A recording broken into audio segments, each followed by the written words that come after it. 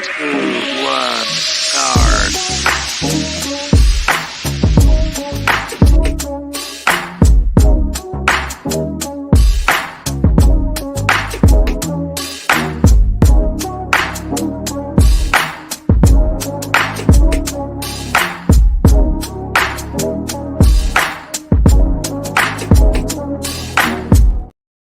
Yo, people, welcome back to the YouTube channel. You already know what time it is. It's time for another episode of Battle of North. We have one Lateness' Greatness member today, and it's flawless. It's not Husam, so you don't need to be getting onto him in the comments. But listen, big up your damn selves as always. Let's get straight into it, man. We've got a lot to discuss. Daps, never a foul, 2-footed tackles. I'm introducing you first, but just in case he comes in flawless late and they start bickering and arguing again. How you doing, bro? Are you good? I'm good. Yeah, I'm good. I'm glad football's back. Yeah, obviously we're going to talk about it. We're going to chop it up. But yeah, ultimately, glad it's back. It's been a good pre-season, but we're all ready to go. And I think it was a good curtain raiser yesterday as well. So you're not. We'll get into it, but I don't think you don't seem too bothered about the result or anything. Like that. Yeah, we'll get into it. Listen, we'll get into it. I've said my thoughts before, and I'll say them after. They have not changed. In fact, if anything, in a weird way. Well, they have changed because I said I was worried that if Arsenal do get a win, mentally it could be that, do you know what, at last they've got over a hurdle they've been struggling with. But I can also see, I'd probably say that's one of the better City performances I've seen in the Community Shield, if I'm being honest with you. So I can take that positive out of it. But we'll get into it more. All right. And Husam, brother, you better be running them spaces. Yeah, football heritage. Talk to me. How you doing, yes, I was on a space just before I came here. Actually, it was a great space today. Great space, man. Iconic. One of the iconic spaces of football wars. Football's back, which is good for us all because I'm sick and tired of talking about these transfers. Every day, Caicedo. What transfers? What transfers? Yeah, that's what I'm saying. What transfers, Sam? So I'm saying I'm sick. Caicedo. It's the same thing over and over again. So, yeah. Big up, and I'm not late. Comments, so I want you to be as much as assholes as you are to me every time, as you're gonna be to Flawless. So I hope everyone in the comment section is ripping into Flawless and cussing him out, because today I will allow it. I'm a mod in the chat, and I will allow you to swear at Flawless as much as you want. Just don't insult his family members. Has he only just modded you? Yeah, of course. Come on, man. Do you know what? He modded me, right? He modded me, and then on one of his late night FIFA shows, I made a joke about Wayne Bridge, I think. And Matisse was like, it can't be the real Daps, and unmodded me. And I was like, no, it is me. He was like, it can't be. That's a bit Oh, yeah, I remember this. Yeah. No, I do remember that. But I think I've got everyone modded now, so it can't really go wrong again for anyone. But you say you don't want to talk about transfers, but you just had another bid rejected for a player. So we'll get into that in a minute. But Mayo? Yeah, Lavia again. I'm going to share some stats with you in the group as well, actually, for you to deep. So please do, 100%. To do with Lavia, Tyler Adams, and Amrabat. Oh, nice! I like that. All three of them. And it started off where I was doing the defensive side, and the defensive side was making one of them look extremely well. Two of them looked quite bad, but one of them really bad. But then when I put in the attack in, it made one of them look a bit better. But it made one of them a certain one that Liverpool were in for. Compared to what I think Liverpool need, it made Lavia look really not what they need compared to Tyler Adams. So I'll share it. Do you know what's so weird about the Tyler Adams one? Because obviously we've been linked with him, and it is kind of like the battle for defensive midfielders. Yeah. And these three clubs are all looking for secondary or primary defensive midfielders, or at least defensive-minded midfielders. Nobody's gone in for Tyler Adams, even though he's had this 20 million relegation release clause the whole time.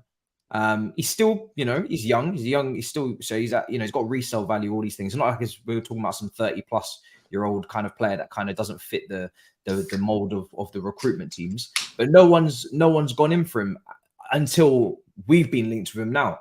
Lavia, 45 million. I don't know why Liverpool won't pay the last 5. I know it seems easy to say, but you guys have been, it's almost like us with Caicedo. You've been told the asking price from day one. And fair play, you've done your negotiation tactic. You've tried to start low, and then you've gone, increments bit by bit. But their asking price has not moved. It hasn't changed, and you're still taking your all the time in the world to just pay the money. And then obviously on Amrabat, again, it's another person that that hasn't moved as of yet, and Manchester United are meant to be closing. But now that we're on the topic, Husam, talk to me. How are you feeling about another bid rejected? Are you starting to? You seem like you might be losing patience. I don't know if you had any in the first place for FSG. I like how we always start with Liverpool on this show. I'm just being natural. You know, we started with defensive midfield. It's one of two things: either I'm rent free in Matisse's head, or Liverpool are gigantic. One of them. So how about both? Maybe both. I take both. You know, I take both. All of the above as the answer. You know, instead of us starting about the Community Shield, the game at Wembley, we're actually talking about Lavia. Oh, is it an important game then? Just to confirm, the start, man. What the show? Big up Better the North, man. Make sure you guys are liking and subscribing. Natural. Anyway, this is what's gonna happen, right? We're gonna do all this extra shit, and we're gonna end up paying 50 million anyway and buying him. You wanna hear my honest conclusion in a sentence? We're gonna be doing all this extra crap for absolutely no reason whatsoever, and then we're gonna go like, well, here's the 50 million anyway, and we're just gonna end up getting the player. That's what I honestly think, because even our valuation and their valuation ain't even that far apart anyway. 46 million to 50 million is not even that deep. Yeah. Our offer was like 46 and they wanted like 65. I'd understand, but all they want is 4 million more. So here's the situation. Currently, we're probably the only club in the run-in for Lavia to begin with. Lavia has no other choice but Liverpool, to be honest with you, because Chelsea are busy with Caicedo. Arsenal are not looking at him currently as well, because Partey is still still an Arsenal player. So you're looking at the perspective of, okay, so Lavia got no choice. Liverpool got no choice because the DMs after Lavia are meaty as hell, even more meaty.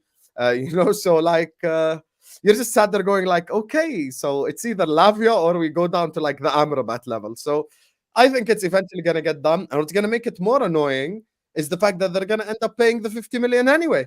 So the question then becomes, why the hell didn't you pay that 2 weeks ago so we could have had the player in and ready for Chelsea? That's the question that, you know, everyone's going to ask. But, you know, Matisse, as you're well aware within the Liverpool fan base, there's always positivity on Olympics. Who can be the most positive wins the golden medal, you know, and he can come out of the window saying that I was the most positive about this season. And then we get effed over again. So, yeah, big up. We're going to get Lavia anyway. We're just going to pay the 4 million. But my whole thing is, look, and you all know players that have been at your academy, you want them to do well, right? I want Lavia to do well. What I've seen of Lavia looks like a great player. But if I'm looking at Liverpool right now, even more so what I've seen in pre-season, what Liverpool need more than anything is a DM that can be a destroyer. A destroyer, yeah. Because I had someone yesterday say, no, but it's all about going forward. I'm sorry. Sorry to interrupt you. I really apologize. Sorry. Can you please put up Sultan's comment? I have to, Matisse. Please. Yeah, you have to. No, go on. This one specifically we have to address. The super chat, please. Sultan, we are free. Sanderberg has moved to a Premier League club today. So we are free. We no longer have to worry about Sanderberg and that possibility. Is this a legitimate worry? He's got, yes. I was scared, Matisse. I was scared they're going to go Lavia, Ward-Prowse, Sanderberg. So, Sultan, you can rest easy. Today, the Ward-Prowse might be there still. But rest, man, rest. Salute for the super chat. I get Daps's point. Like, don't you need a proper destroyer? Like, this is a lot of responsibility with no Fabinho. It's a proper...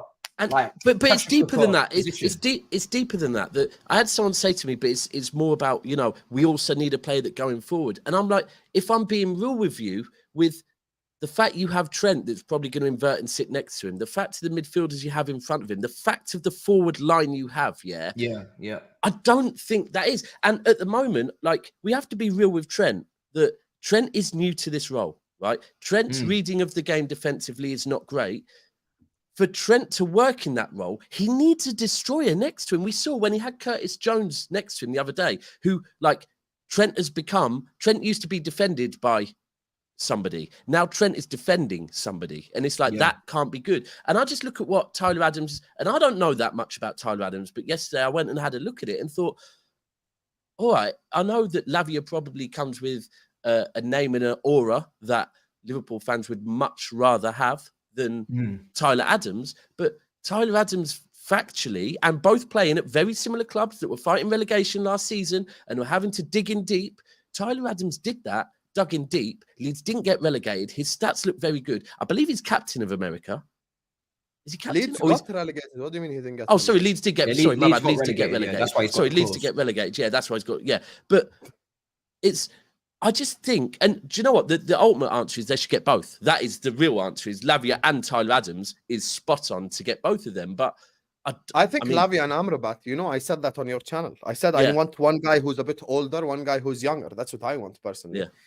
But here's the thing. So effectively, a lot of this Liverpool is the fans thing. wanted two, and Lavia's just one of the two. Yeah. No. Let me tell you the reality, right? This is the reality this summer, and this is why the fans like myself get onto FSG. You go back to the start of the summer.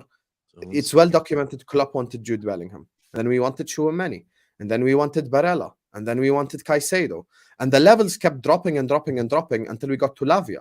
Now the question is, currently as things stand, I understand Amrabat comes with experience, I understand shit like that, but at the end of the day, out of the options currently available in the market, because sometimes the market dictates the transfers, out of the people available currently in the market, our best option probably is Lavia.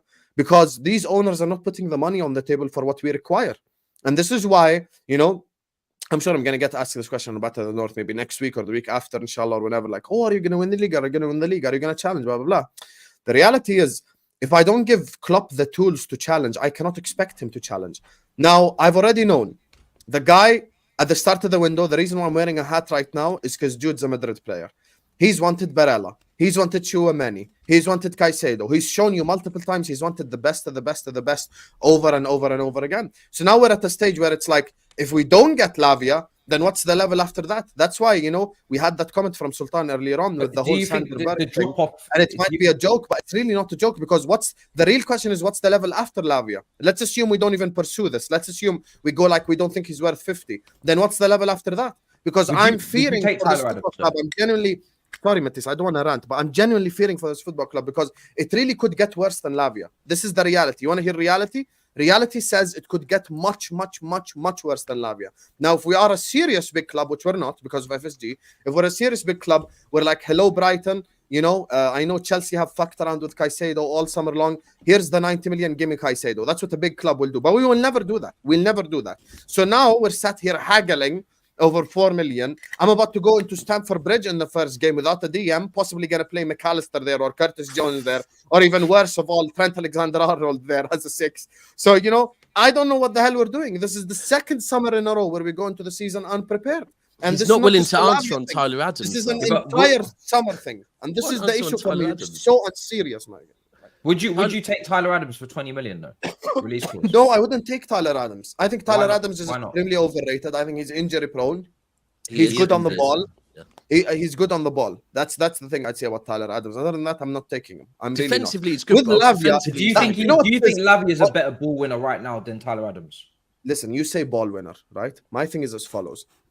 Every single one of us can name a big game Lavia's had this season. Lavia's had big games against every single one of our clubs. This guy was on it this year against our own clubs. He's performed at the top level. With Tyler Adams, I can't even remember a moment he's had this season, never mind a game. So this is the thing. Lavia is not the be-all and end-all, but that's what FSG has got us down to, unfortunately. If it were up to me, you give me blank checkbook. Hello, Chouameni. They signed Bellingham. They got Camavinga. They got all these players. You ain't going to play, brother. Come play for us. But we'll never do that.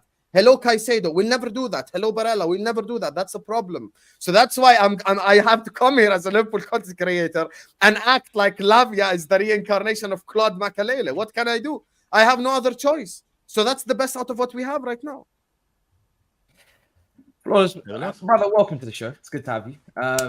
We're having a little bit of a DM discussion at the moment because there's couple players that my DMs are better than the DM market. Let me tell you that. Which are all the DMs brought up were kind of floating around at the moment. Tyler Adams for Chelsea, Amrabat for United, and obviously Lavia as well for Liverpool. If you could choose for your team one of these players, say Tyler Adams got a £20 million release clause, relegation clause.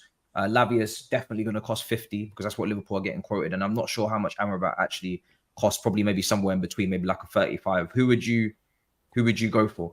25. Between Amrabat, Lavia. It's Amrabat, Lavia, and Tyler Adams. Tyler Adams. Yeah. Tyler Adams between those three. Lavia, I would go for. I've been sold on Lavia. Yeah, but United, I think that would make sense of. Yeah, the situation, like the way that Lavia's age is used against him is crazy. Because if Lavia would have had the season he had for Southampton and performed like that and was 23 years old, there'd be much more. He'd get much more plaudits for the performances he put in. I hear all that he's young, etc., etc. But for Liverpool's example, I've used this before. If Liverpool were going into the season trying to, in an actual title race, chasing down Manchester City, I'd hear it. For where they're at in terms of the Europa League, FA Cup, and League Cup, to me, Lavia is good enough to help them win all those 3 competitions. So I don't understand the whole big conversations around it. But that's because, like Husam is saying, he expects Liverpool to challenge. Yes. I think they can challenge. Not currently. I think the thing is, but it's not on there. They need to, they need to because of their defense. But my point is, I don't think Lavia is a detriment to that. He pushes that going forward. I'm sold. I've been sold on Lavia. I don't know why it is. I would take 50 million to me for Lavia would be one of the buys of the window. I think as long as he stays clear of injuries, his market value is only going up. Because of the cheapest. This is as cheap as it's going to get. Husam, I don't get it because I think you will sign him. I think you'll get it over the line. I know, but that's what's annoying me. We've put in 3 bids and we're going to end up paying 50 million anyway. Might as well have fucking paid it and got the player, bro. Like, why? I hear like, that. I hear that. You're right. We've had them playing at least 2 preseason games. Other went into the first game of the season with a DM. That's all I'm asking for. Like, they're going to end up paying it anyway. This is what I've said so many times. If Lavia was at Brighton playing under De Zerbi in that system and the style of play that they play, because it suits Lavia to the ground, that's where I wanted him. Even blink at that. They would pay that 50 million immediately. That's the move I wanted to see for Lavia, for me personally, because I think with his age, sorry, Flawless, but I'm bringing it up, with his age, with where Liverpool are right now, with the fact that he doesn't have experience around him to learn from, the fact that he's going in, being seen as that guy that has to tighten up, be a DM and go in and be a destroyer, I think that's a lot of pressure on him. Now it's risk versus reward, and it might come through, right? I think if he would have gone Brighton, for 2 years or something, then for me, less risk and the sky's the limit on him on that. I hear you. That's where I'd like to see him. But with the Liverpool situation, it's like people have said, and people have mentioned it. People have mentioned the age and the pressure on him. Not throw him in at the deep end to see if he swims. But last season, the reason why I'd fully throw him in at the deep end because I think he is that good. I'm annoyed that Liverpool are probably going to get him. That's irritating to me. I don't like that. But last season, this is why I say with Liverpool that last season, at the start of last season, with the fact they lost Mane, their midfield was coming of age. Remember last summer, Liverpool had this real thing that our midfield is getting old and whatever, and they started the season playing Harvey Elliott and the ex-Fulham guy. What's his name? Carvalho, is it? Right, Carvalho, two youngers. And ultimately, I said at the time, the reason why these youngers, it's so much pressure. They're going into big Liverpool off the back of nearly winning a quad, and they're being seen as 2 starters now, right? Now, if they would have been brought in slowly, one at a time, they wouldn't have had that pressure.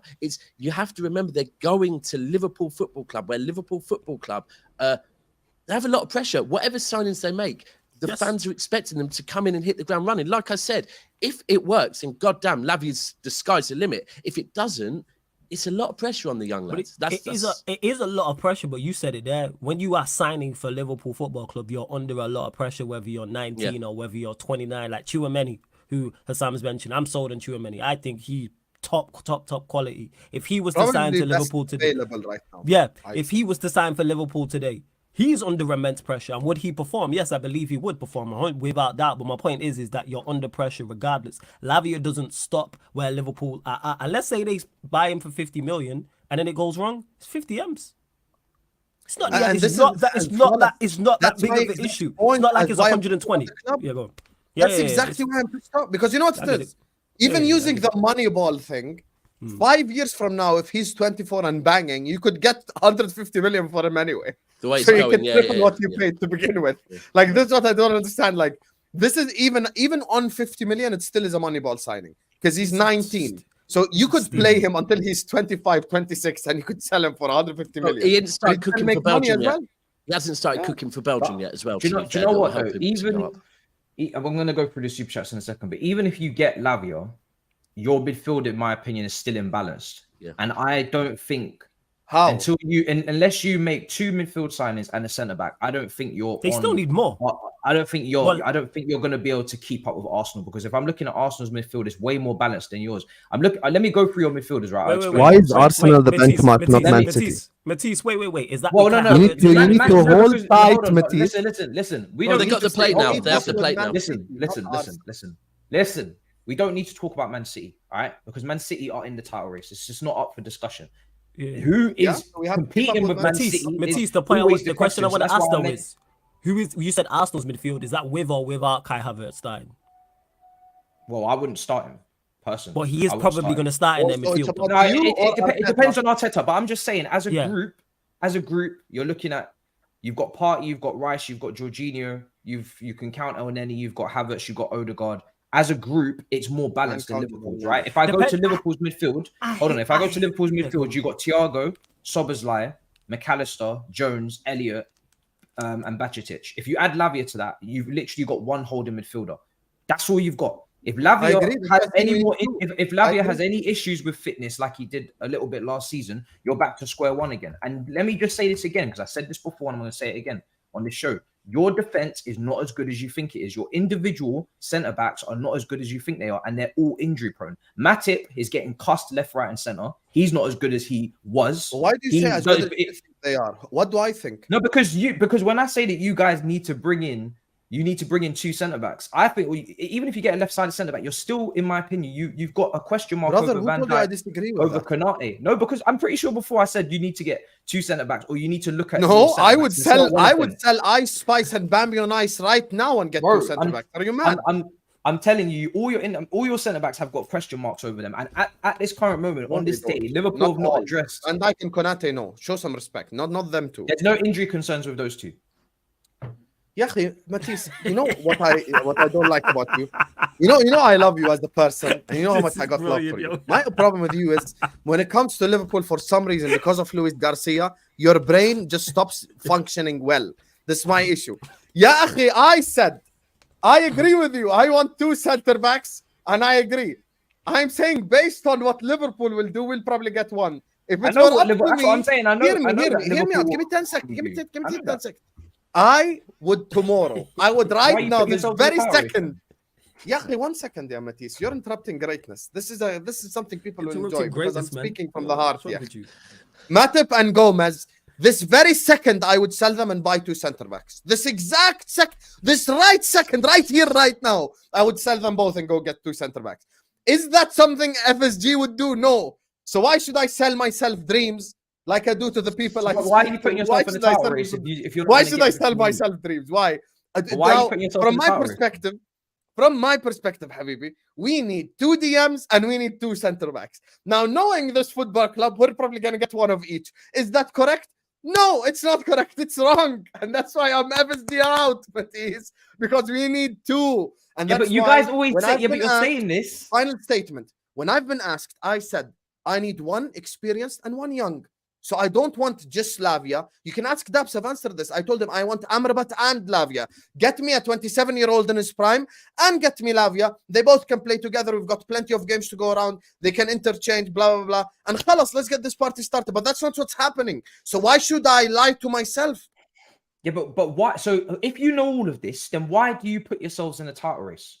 That's what I'm saying to you. Because I'm looking at, if I look at Manchester United's squad and I look at Arsenal squad, I would say that in terms of having what you need, I think those 2 are further along than you right now, in my opinion.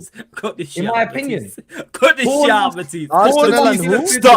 Stop. I'm cutting you off. Hey, stop this. Knee injury, muscular injury. Flawless, I didn't hear this say Man United. Yes. In my opinion, no, because listen, Flawless is playing it extra cautious, right? But in my How opinion, no, I'm not playing it. I'm not playing it. I am not playing. Stop this shit, yo. Stop this. You're playing it extra cautious. Flawless, cautious, flawless. That's what I'm gonna call you. This guy taking cautious.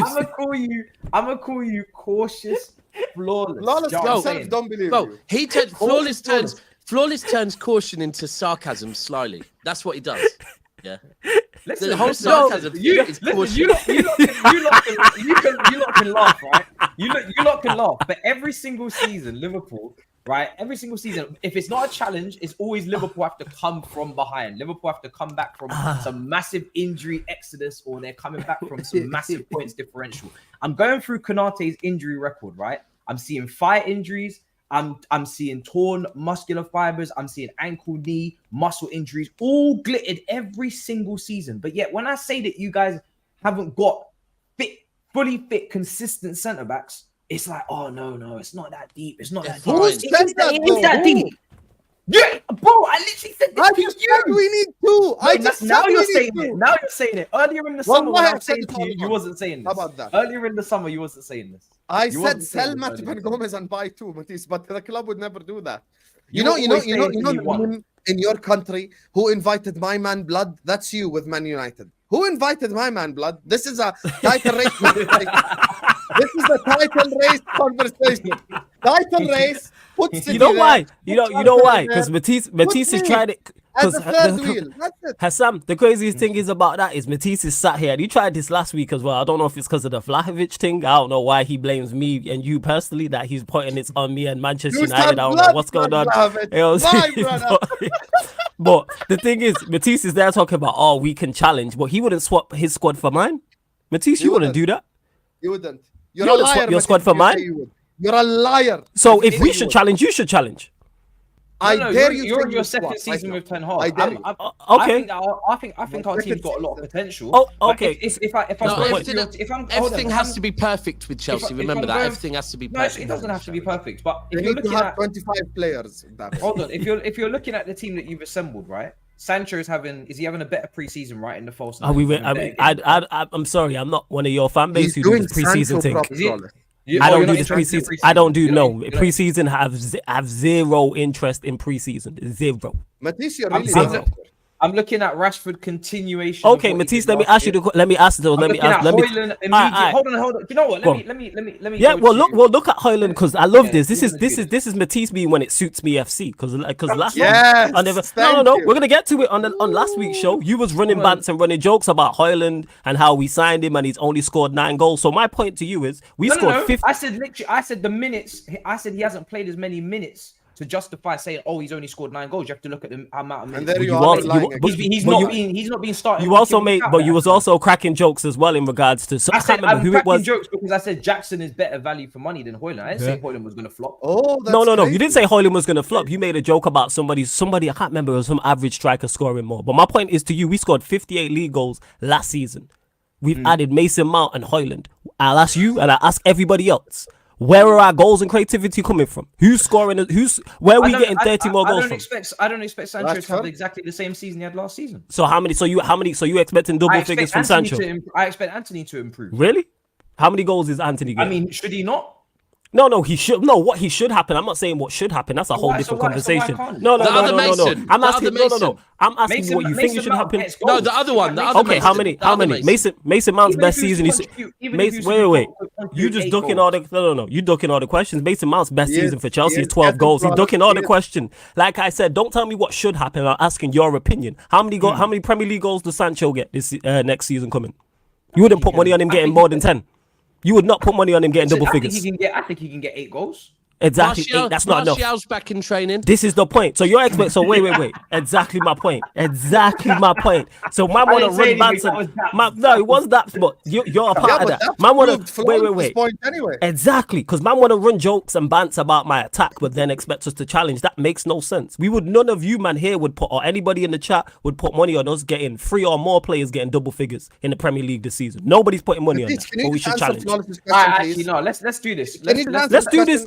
Answer the question. Take Rashford out. Would you trade Chelsea's squad for Man United squad? No, he wouldn't. He wouldn't. Because I like my team. I don't dislike. I like my own. Okay. So wait. So one more question.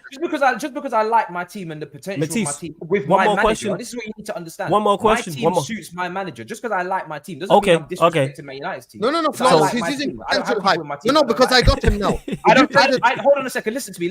I don't particularly like Bruno Fernandes. It doesn't mean that he's a bad player. I just don't particularly. He's not my type of player. I'm not trying to have Mason Mount back, right?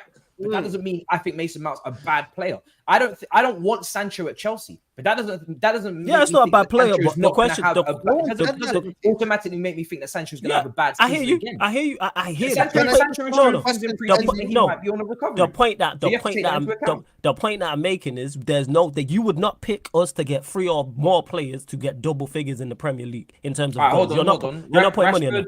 Rashford 1, 2, Hairline, yeah, 3, and who else? Mason Greenwood. Between Mount and Anthony, one of them will get. So you're saying 4. So you're saying over. I disagree I think 4 with that. people But we'll can get see. it, yeah. Yeah, you wouldn't put money on that though. I don't You see no wouldn't put money reason on why it. not. You would not put money on it. A lot of things. I'm not a Exactly. gambler. You wouldn't put money on it. I would put money on a lot of things. But I guarantee if I said you bet me right now Haaland gets more than 20 Premier League goals, you're gonna take that bet. That's a guarantee. That's not a bet. Exactly. That's my point. That's my point. So let's not do that. My point. Let me ask you one final That's question. my point. Move on. What Because doing, you tried a cop out, you said based on the potential. Would you trade Man United's squad for Chelsea squad just for next season and then get your squad back? Yeah, I probably would. Oh, you For would? next season? Okay. For next season, I probably would. Yeah. You got Casemiro in there. Varane, these are instant impact individuals. These are not. Yeah. Defensive. I've got a lot of unknown quantities in my team. I've got a lot of players that I don't even know, let alone if I know how well It's not my fault this match is slow.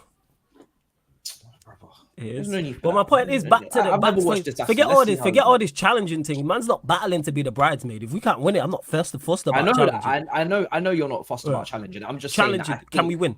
I'm just saying that I think you can challenge. That's what I'm saying. I'm just saying don't be surprised if you do challenge. Don't be surprised. I'd be super shocked because I don't see us getting goals like that. We scored 58 goals last season. To challenge, you need at least 85. You've added Hairline. Is Hairline fair? You played virtually last season with no striker. Without a striker. I don't think Hairline's a 20 to 25, 30 goals more. No, I don't think he is, but I think he can get 15. He can definitely get 15. You didn't even play with a striker last season. That is true. You didn't play. You literally didn't even have a striker. You had Martial and you had Weghorst. So let's say he adds 15. You played with 0 striker. Okay, so let's say he adds 15. That's still short of the target we need. Yeah, but bro, of course there could be goals improving from elsewhere, bro. Again, who you backing to? Who you backing? Optimistic. Who? No, you don't. You have to be realistic. Sancho. So all of a sudden, Sancho's gonna go from 3 goals to 15. Can Sancho do any worse than last season? Can he do any worse? Yes, he can because he was been like that the entire time he's been here. He's been like that the entire time. He's been okay. So let's stop on that. Anthony last season got 4 goals. Do you think Anthony's gonna get 4 fucking goals, bro? Yeah, he could get 6. I think he's gonna get 6. I think he'll get 6 or 7. Oh no, so that's 2 goals. No. It's not every little helps. No, because Asda's bigger than Tesco, so this is not what we're doing. You know what I'm saying? I'm trying to explain to people. Even the comments are going crazy, right? They're saying that I'm waffling. Sancho was horrendous last season. If you're expecting Sancho to be horrendous again, then you may as well sell him right now. Okay. Anthony got 4 goals. No. Hold that there. No, Matisse, because we've spoken on this. What have you just said? If Sancho can be this bad again this coming season, I'd sell him right now. What have I said in regards to Sancho? If I get good money for him, I'd sell him. I know you. What does that tell you? So what are we talking about here? You're saying there Sancho scored 4 goals. No, he may get 6 or 7. That's not enough. To go and challenge to Manchester City, you need to be scoring 85, 90 goals. We got 58. Where are all these extra goals coming from? Where's the extra creativity coming from? Somebody tell me. Where? You're keeping Maguire, so. Where? That's fun. It's a serious conversation. Well, exactly. Where? People need to stop doing this. Oh, yeah, when it suits me FC, all our people will troll and run bants about our attack, but then say we should challenge. It's one or the other. Either the attack's bad and you run bants and you run jokes, or you rate the attack. Now all of a sudden, all of a sudden now, man rate Anthony, man rate Sancho, Retete, and all this. Where are these man getting all these goals from? Matisse is just being shameless, and we just have to end this debate. Where are we going? And I don't even just want to challenge. If we can't win, then I'm not with it. Man, I'm just putting this out there now because I know he's being shameless, but people will run with this nonsense. That's why I have to destroy it. People will run with this nonsense. That's why I got to destroy it. Oh, you need to challenge because you spend X amount of money. When did that become a thing? Like we weren't more than 400 million short of our targets. This team is way short. That's why Ten Hag's bought a whole new spine. What are we talking about? He's literally bought a whole new spine and bought backup to that spine as well. That's why we're trying to sign a number 2 goalkeeper. That's why Luke Shaw's a centre back. That's why Ericsson's here as backup now.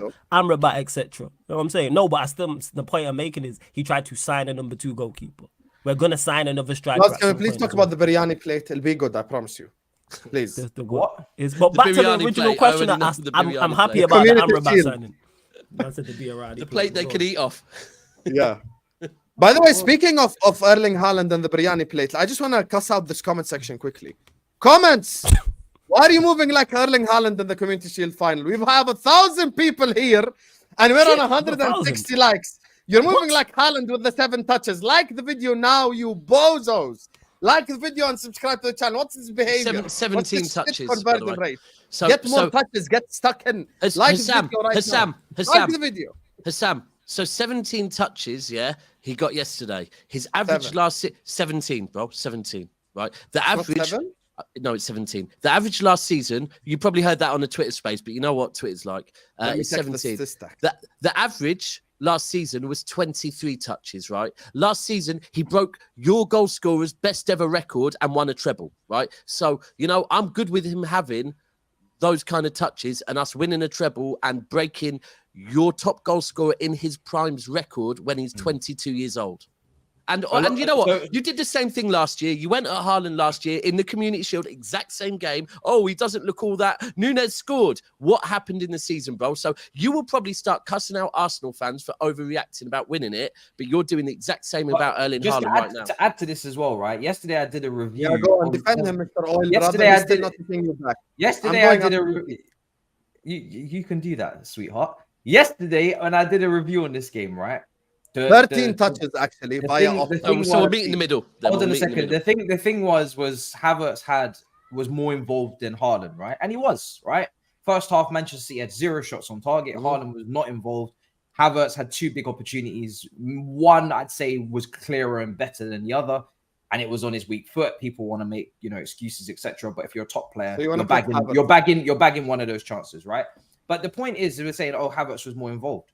But why are we pretending like as if we don't know what Haaland just did last season? Like he didn't just break every single record. You being more involved than Haaland, that's not gonna like save you when that last minute deflected goal doesn't go in, and suddenly now we're playing the blame game, and it's Havertz didn't take his chances and we didn't win the game, because that's what would have happened, and then it would have been a completely different narrative. And there's comments because Trossard stepped up in a moment and took a shot.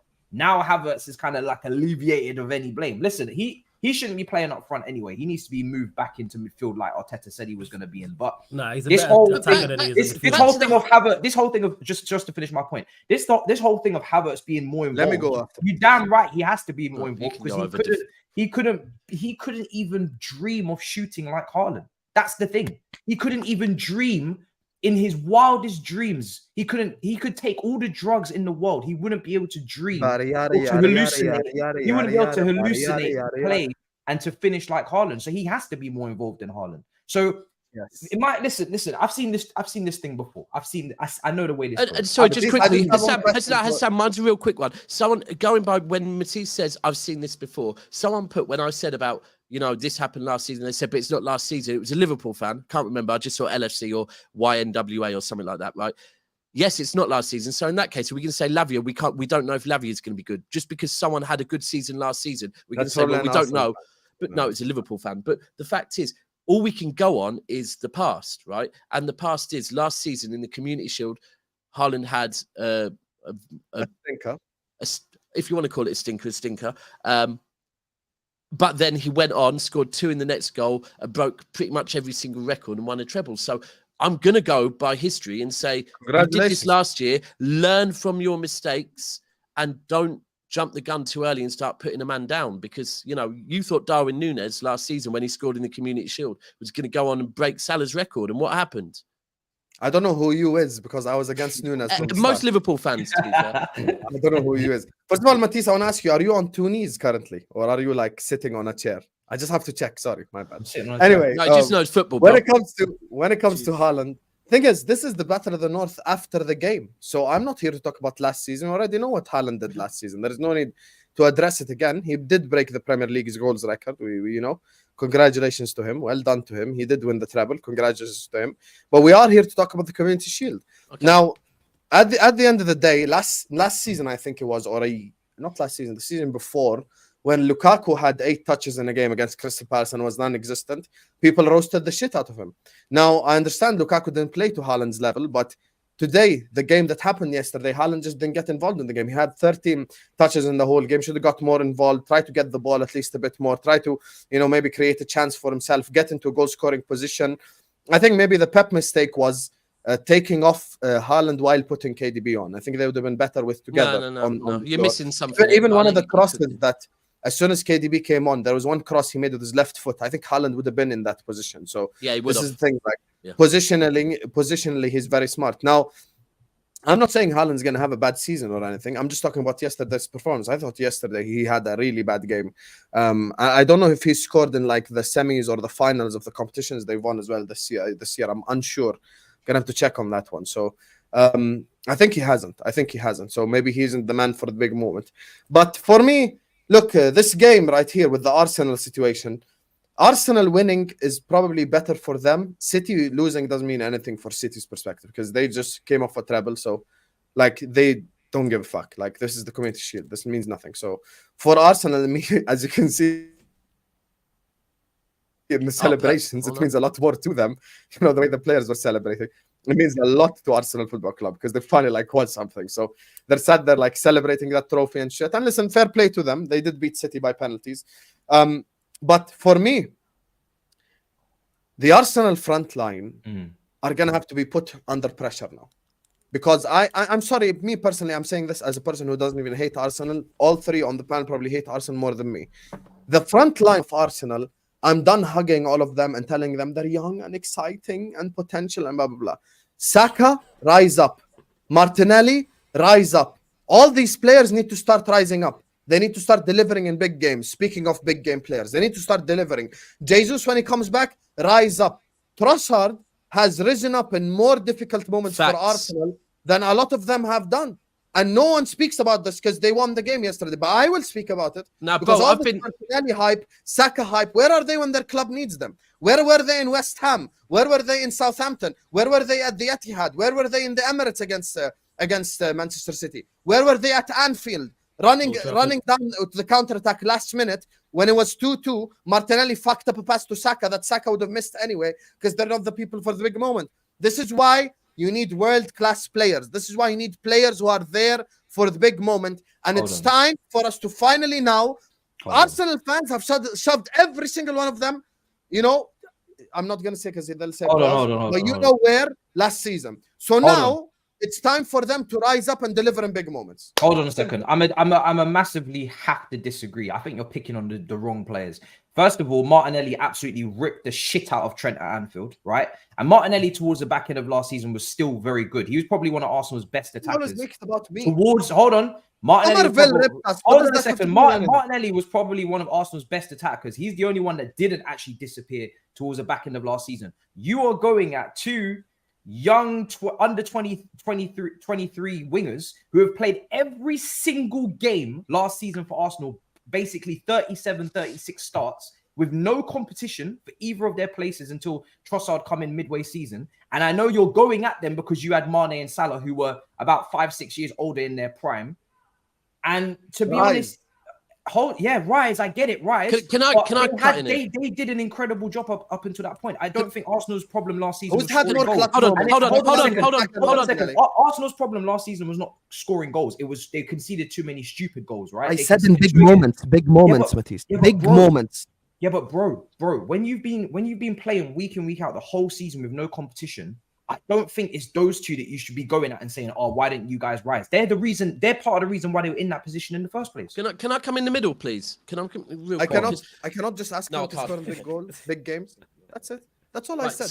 So why do you want to argue for the sake of it? Go ahead, Daps. Sorry. Right. So I actually agree with a bit of both of you. I think Husam is right about the Trossard has risen up. Yeah, and the reason I'll say that is because one thing I'll give Arsenal. Look, I think yesterday both Arsenal and City both played really, really well. I saw positives. By the way, in the Haarland thing, one of the biggest things Pep made is at times Pep was kind of trying to play with a 4-4-2 yesterday, right? And Arteta and Haaland, it was the first time that it's kind of been a bit more like that. And maybe that didn't work. Maybe it was that. People say, Alvarez had an opportunity that usually I think Haaland would have, a header that I think Haaland would have finished and Alvarez didn't. So my first thing is Alvarez needs to be more clinical with chances like that. But we were trying something. Trossard, where I give him and the whole Arsenal team credit yesterday, is they fought to the end, right? Because when they went 1-0 down, they could have quite easily, against a City team that always get the better of them, given up. They fought to the end. And Trossard, yes, it got 2 deflections, but he released the trigger, right? Would have another Arsenal player have released the trigger, or would they have looked for another pass? Right. Now, the other thing I'll say before this game is... Saka scored last minute against Man United. Okay, but this is City, bro. No, that It was in Let me finish on Trossard, please. Let me finish on Trossard, right? If I look at Trossard last season, I remember having a debate with Arsenal fans before the first Premier League game, right? So we played them in the FA Cup. We haven't played them in the Premier League. And one of them said to me, I think Jesus was injured by this point, and they said I would play Martinelli, Trossard, Saka. And I said, do you know what? Yeah, the fluidity of that against City at the time, I said that could work. And if you look at it as well, when he played for Brighton against City last season, Trossard scored and was very good against us. When he played against us in the FA Cup, the first half, he ripped Rico Lewis a new one, and then Arteta subbed him off at half-time, which was like, he's been your best player on the pitch. Why are you bringing him off? And then the 2 league games, he started, I think, Eddie in both of them. Eddie did nothing. I don't understand. It does seem like there does seem to be, we say it about Klopp and players all the time, there does seem to be this little bit of lack of trust in Trossard from Arteta. And that's where I wouldn't start saying, oh, Martinelli needs to be dropped. No, Martinelli's looked very good. I wouldn't say Saka needs to be dropped. But for me, I think Trossard through the middle with them 2 works. I really think it can No, but I'm not even saying bench them. I'm saying when will they rise in the big game, man? That's all I'm asking for. I want them. It's not about scoring against fucking Wolves. When will you score in an important game? Give me a winner, bro. Give me a moment. Give me a moment I can remember. Like, that's what I'm talking about. This guy talking about, he ripped Trent at the Emirates. You know who ripped Trent? Somerville. Fucking shit players ripped Trent. And what? I get what Husam's saying. I get what Husam's saying, though, to an extent. As good as Saka and Martinelli were for Arsenal last season and helped Arsenal do what they did and finish second and challenge and legitimately, they should have won it and we're in a position to. He's looking for more from them. Now he's saying step up further. Not that they haven't stepped up initially, but now you have to go one step further in regards to that. I think Saka got, what was it, 12 goals he scored in the Premier League? No, in all comps, I think it was 15 in all comps. No, it was 15, but how much in the Premier League? It was 12. And how much was Martinelli? 11, 12 was around the same, right? Yeah. So now that 11, 12 needs to be 20. 20 plus. Yes. That's where, as I'm saying, and I fully 14. Saka got 14. Saka got 14. All right, so now that needs to be you're good enough now. You're at the level where it's like, okay, now kick on. Now that has to be 20, 25. Same with Martinelli over the other side. How many Martinelli got 15. 15. Now it's step up again. Add 5. His age, 15's alright. His age. No. It's a good. I'm not disputing it again. Don't mistake what I'm saying. Yeah. I'm not. That's a great return. That's a great return. But if they would have got, and I'm not saying they should have, if they would have got 20 more, they probably win the league. That's where Hassan's coming from. Of course they would. How did we win the league? That's the margin. Salah 20 goals, Mane 20 goals. That's the. You can't have Jesus and those 2 not score 20. Right. Look, apart from that in the game, I think it was a really good game. I'd struggled to pick who was. I think you are probably right. If we're looking at who was the worst for City, Haaland was quiet, but he was playing alongside another striker. I do think he was trying to get involved. He was dropping deep, but you know what? That's not what we want from Haaland. Haaland's role at City has always been, and I know people that have seen it in training. Haaland has tried to drop deep in training and been told by Pep, no, you need to stay up top because you need to hold the gap between the midfielders and the forward. The minute you drop deep, you bring defenders with you and it overloads the midfield. So that's the role. And last season, ultimately, whatever people want to say about Haaland's touches, this and that, you talk about Lukaku, bro, but if Lukaku ended the season where he was having minimal touches, if he ended that season with 60 goals and Chelsea won the treble, and no one talking about the number of touches, bro. So, and I'm just saying, you can do it. I have no problem with Arsenal fans getting way ahead of themselves and thinking this year's the year. I have no problem with Husam and everyone else talking about Haaland again. I'm giving you a bit of warning that I've seen this movie way too many times in 4K, and I know how it ends. So as a friend, I'm giving you all advice. Be careful what you say because it's going to be egg on your face again. Everything I say and you hear me say between now and January, you'll go, but that was last year. And I'm like, because we have to have a marker to go by. And generally, it's never me with egg on my face. It's other people. So I'm just giving you a warning. I think I've Stones. never had egg on my face. Never. Oh yes, Just you a definitely bald have. head. The pup. You wanted Just a bald to head, have Pep never and egg. Klopp conversations for years, Yeah, it's bro. the Shades, Now you it's don't. the Clippers. I think Stones was a bit. I don't Daps, you think sure you want Stones to was so open up good this yesterday. file? It'll only be Also, you. you got upset, I to promise. give credit to the defense as well, because you know. Hold on, one sec. Husam, what? You used to say, right, and don't interrupt me. You used to say to me, Daps, Pep v Klopp is not even a conversation. Klopp is better than him, yeah? And then the minute last season happened, every time I say, do you want to have the conversation, you no longer wanted to have the conversation and you denied that conversation ever happening. Now, if you want to try and talk here like that didn't happen, no problem. Me and you both know the conversations. Yeah, I never said it never happened. It did happen. I'm saying I don't want to open that file again because you wouldn't like my response. Oh, what? No, you still maintain the same opinion. I mean, Klopp massively fucked up last season, but he just never gets the backing that he should get. That's if he true, gets that's the backing that you should get, this conversation is completely different. But I I'm not disagree even. because I think, hold hold on. I'm not even gonna say anything disrespectful. I don't think. I'm not just gonna sit here. You know what's disrespectful? Me saying Pep wouldn't have won a single league title and would have dominated. Blah, blah, blah. I don't think that's the case at all. I think we'd have had at least one more league as Liverpool. Like I think we'd have had one more minimum. And I think we probably do win maybe another champs on top of it. That's what I'm saying. I think but if we had like last season, you look at not the shit season, the quad season.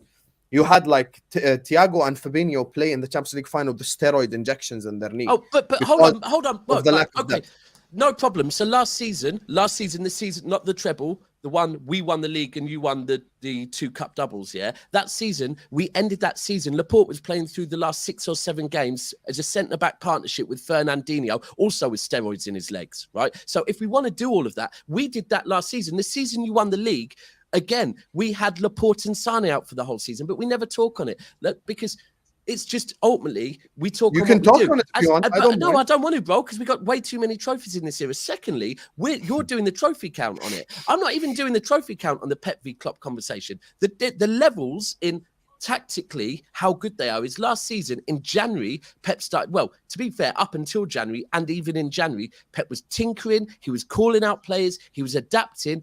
And he did it in January. So the business end, there was no tinkering. Klopp started actually calling out players and making a change in about March, bro, because tactically he has a plan A and no plan B. So I'm not even talking about trophies. I just think tactically, Pep is so clear of Klopp. Klopp has a plan A and vibes, and that's it. Anyway. Okay, tactically is definitely something that Pep has over Klopp. I don't disagree with that. I think Klopp's a better man manager. Cuddles. And I think Klopp's a better man manager. And I think if he gets backed financially like Pep does, I think we would be winning more stuff at least. So he's got fist pumps and cuddles.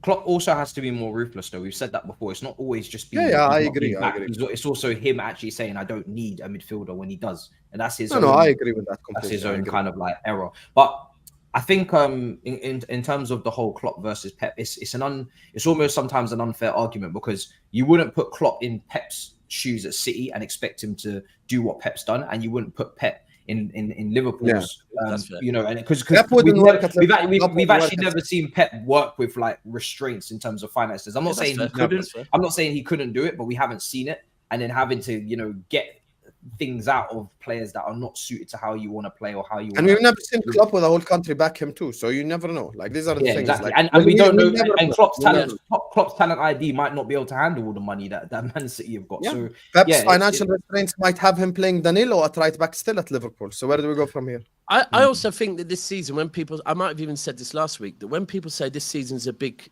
season for Klopp, I actually think this is a bigger season for FSG because I think because of the fact that Klopp. I think we'd all agree we do know Klopp's a good manager. That's one of the reasons why I always think if Liverpool feel the wholesale challenge again, that I think if things start going wrong for Liverpool, then I think the fan base are really going to turn on FSG. And people saw what United's fan base, you know, when they turn. I think they will. And I actually, honestly, I do think knowing what Scousers are like, knowing what the Anfield faithful are like, I think when they do eventually have enough of FSG, I think they'll make a lot of noise. I do. So I think that could be a big one. Anyway, even Carragher called them out just before we went live on Battle of the North. Carragher finally grew up here and actually called it. Really? Fair enough. Well, you Yeah, kind he of just that tweeted, like, last the bid for Lavia is pathetic. We should have just paid what the guy asked that's for or not. outrageous, man. It's like You can read what Carragher said, man. The guy is like actually calling them out. I have to say this though. Why do you feel like he's a better man manager than Pep? Where does that come from? I think the reason why I think Klopp's a better man manager than Pep is the levels he's taken these players high up the food chain is a lot. I think it's a more difficult starting points are more difficult. So, like, you know, I'll give you a quick example. I think Pep would take an A player to an A star level. I think Klopp would take a B player to an A star level. That's basically what I'm saying. What about the likes of Kanji? Let me give you an example. Salah at Roma, Mane at Southampton, Van Dijk at Southampton, Dutch Chris Smalling, Trent Academy, Robertson, Hull, Wijnaldum relegated Newcastle, Henderson, we were about to trade him for Clint Dempsey, Fabinho, Monaco, Firmino, Hoffenheim, Alisson, Roma. That entire 11 I just named, with no exaggeration, any club in the league could have bought those players when we bought them. Any club, Man United, Chelsea, like Arsenal, these clubs could have bought these players when we first got them. Klopp elevated those players onto Ballon d'Or podiums. He elevated them into top 10 players in the world. He elevated them to winning every single competition there is. And Klopp is not like someone without mistakes. He's made plenty of mistakes. That's why I was great coaching. Is that just great coaching? Yeah. Great coaching. No, something against him. That's why I said last season was fully on him. I blame him 100%. Anyway, back to the Community Shield. Yeah, I'll be honest. I think Stones didn't have. I'm so happy Daps got my point about Trossard, by the way. I'm so happy. Oh, like, no, I've been saying it, bro. You know? He actually took the shot. Saka wouldn't have shot that. Martinelli wouldn't have shot that. That's the problem, to be honest. Well, the prime example is that I always, when I talk about things like that, go back to I think it was England v Iceland in. It was a World Cup or Euros. Matisse is never letting this go. Look at this. No, we need to talk. We're going to talk about Foden. Forget. Let's talk about Foden right now because when Matisse is never going to let it go. Because when he comes on, when he comes on, he justifies exactly why I said what I said last week. Bro, Foden playing centrally, that is what I want to see. He come on, he changed the game, and he sets up. He has a hand in the goal, and I think he creates another chance as well. He's involved in. Yeah, he did. That's what I want to see from Foden. That's what I want to see. And don't get me wrong, that is what we as City fans want to see. I said to Cass yesterday, watching the game, right? Even seeing Haaland, and Haaland's a bit of an exception because obviously he does have a past with City. Even seeing us get a player like Haaland and Haaland go on and have a season like he did, a youth player coming through the academy and doing it hits more. Right? If you truly support and love your club, an academy player coming through and doing that hits more. That's why yesterday, not just that, the fact that also after the way he turned party, drove, laid the ball off to De Bruyne was because one of the debates we're going to be having is Kovacic, and can Kovacic do what Gundogan can do? And that is a valid point that he's of an age where, you know, what is it? Old Summit can't be taught new tricks. I don't believe that Kovacic is going to be able to get goals like Gundogan could, right? However, I do believe that Kovacic could come in if Rodri needed a rest and do a Rodri role to a very good level, certainly better than Calvin Phillips can. And then if you have Foden next to him, who is press resistant like he was, can turn players like he did, drive at teams like he did, and then also the key is Cole Palmer, right, Cole Palmer's first goal he scored for Man City in the Carabao Cup. He had De Bruyne to the left, Mahrez to the right, both shouting for the ball. Edge of the box said, nah, I'm all right. 18 years old. This is going top bins. And that's exactly what happened yesterday. That's why the assistant coach that we've just got back, Lilo, he's a big, big fan of Cole Palmer. And the minute Cole Palmer scored, the camera went on Pep. Pep went over to Lilo. By the way. Oh, and what a goal. Because that's what Cole Palmer, and for me as a City fan, I'm going 2 academy players just linked up and did that. That hits different to Haaland, De Bruyne. This fucking guy. What'd you say? This fucking guy. What'd you say?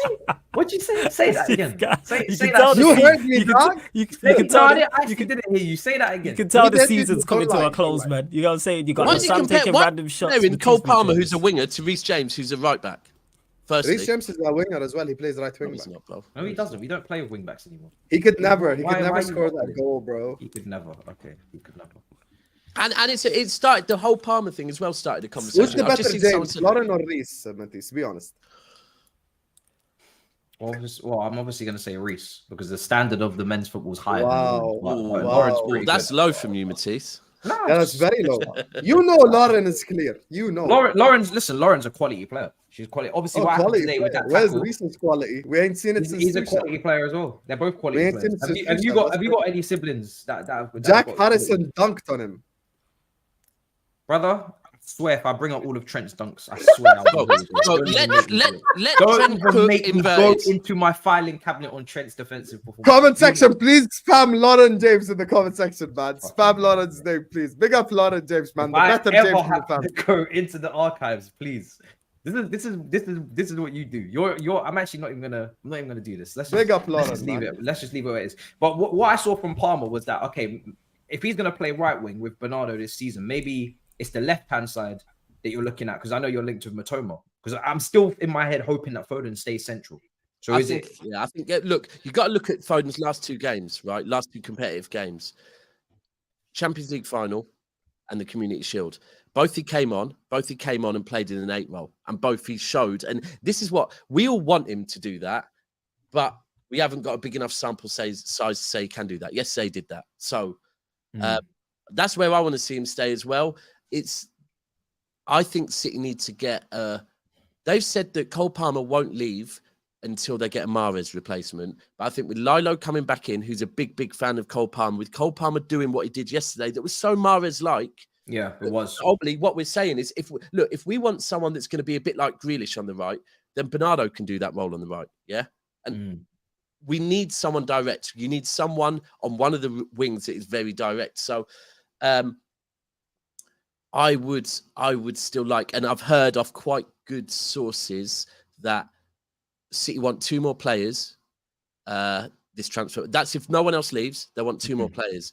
One is Daps is doing up ITK now. That's someone else is, and I just happened to speak to him. They've said the 2 players are one is one they don't know. They just know we want 2 more to compete to put the squad where we need to be, and the other is Elise.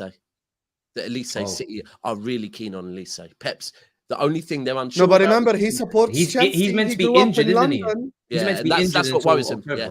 And that's the little bit that worries him. But in hindsight, at his age, it's a bit like when Gundogan was injured when we bought him. If someone's of a certain age, I don't think you can, and you think they're the right player for the system. I mean, October's like, we're going into the season with not really any injuries. So now's the time to bring him in, because by October, other people might be injured. It'll be perfect for him to come in. So I quite like Elise. I think Elise is probably, of all of the people I'm hearing, he's probably the most suited to Pep, I think. So I think Matoma would cook. I can't lie under Pep, but that would mean dropping Grealish potentially. Well, you can't just drop Grealish. It's just competition, isn't it? It's competition for places. I don't know. We'll see. Maybe Liverpool should go in for Laporte, because considering now you've got 3 left-footed centre backs. So Laporte apparently Liverpool, Arsenal, and Tottenham are all in Laporte. We can But City, no, I think City have said they want to sell him abroad. I think Laporte massively wants either Barca, but Barca, that link's died down. Who's the other team? There's a PSG? No, Spanish team begins with B. Oh, Spanish team. Bilbao.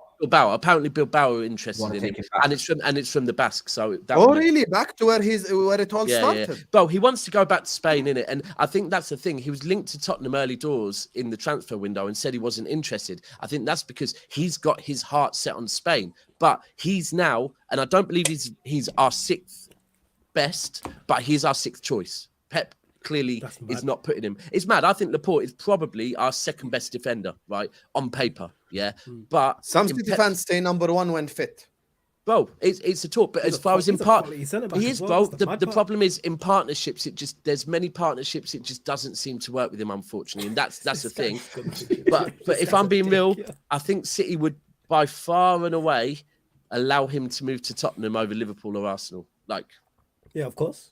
So I can't see Tottenham are no threat. It's just that Laporte wouldn't want to go Tottenham. That's the problem. Matisse, why do we never talk about Chelsea on Battle of the North? Because it's Battle of the North. What kind of question is that? It's pretty obvious why we don't talk about it. Hey, you need to do a crossover, man. London Club's Carnage, Battle of the North. Yeah, I agree. I told him this idea. He never listens. So let's discuss this, right? Let's discuss this as a 4. Yeah. Would you like me to bring the London Club's Carnage and the Battle of the North as one show, and Yes. we'll have 6 of us and fuck the Well, Tottenham. that'd Yeah, we'll do That's- one no, big wait, ass wait. fucking 2-hour Fuck show. Tottenham. But wait, no, Hi, it's just a one-off. Bye, Because Because just to a be honest, one-off. to be quite honest, no, I'm not even going to do a one-off because to be honest, I haven't actually got the capacity to do both of them back to back. You know, last season we used to go back and then we used to go. Nah, don't have to do it back to back. No, You don't do do it back to special. back. Do one long ass 2-hour show. That's it. Just a one-off, man. You know, like when Marvels when they do the crossover with the films and that. That's what Okay. that is, man. That's Marvel Avengers versus Assemble. DC. That's it. You know Okay. what I'm saying? Like just one. Did time. you really- I bet the chat. Matisse? Hey, wait. Chat. Would you like that? Let's ask the audience. Next week on Monday, I'm going to put them together. Hold on. Let's Did have you the just audience say? too, Did you literally just say hi, Thabz, bye, Thabz? No, Thabz has gone on his own accord. So who's Tottenham? We don't have Tottenham currently. Oh, but then- perfect. Get rid of them. but then Tottenham Perfect. are so Yeah. it just doesn't, Right, I'm so now- Wait, has Right, Thabz you started might doing just content? no You might just disrespect. disrespect. You might just disrespect Nah, Spurs. I know Thabz is cutting back a bit. I think still. Yeah, he's cutting back. All right, cool. That's Let the chat. me- Hey, chat. Would we you like just to call see it? We that just as call a it one-off? carnage. Yeah. Football carnage. Oh no, you can't call him that. Football carnage. Carnage of the North. Interesting. Okay, well let me get that sorted for That would next be week. so And cool. That We'll would be see like- how it Remember, goes. Matisse, you know me, Flawless and Daps know this, but you're too young to remember this. When there was like the invasion of WCW and WWE, that kind of thing, that would be cool. Yeah. Of course, we'd be the WWE. You know, they're WCW. They'd never beat us. So it's WWE right here. WWE, we got a dog. Shout out to the London Club's carnage, guys. This guy just being Flawless, very why? disrespectful for no Flawless, reason. why you might as never well- back me in if these we're doing tweets, this, man? we might as well be. We might as You well be. you know why, Hassam? demolition. Because Hassam, you know why? Because I know you'll stab me in the back in an instant. That's why No, I don't no, back never, you. never, I know Are you calling me Stone Cold Steve Austin? I'd You never would stab you and definitely- join WCW. Never. I'd always be WWE. Yeah. Don't worry. This is going to be complete backstabbing, isn't it? We'll be on this stream going to each other. Yeah, let's be demolition. Do you remember demolition? If you want to talk on wrestling, there was 3 of them, and one of them would hide under the ring with his face painted, looking like one of the other ones. They swap round. We'll go in there like that, thinking we can all be together, and within seconds, Husam is going to be putting a combat knife in my back.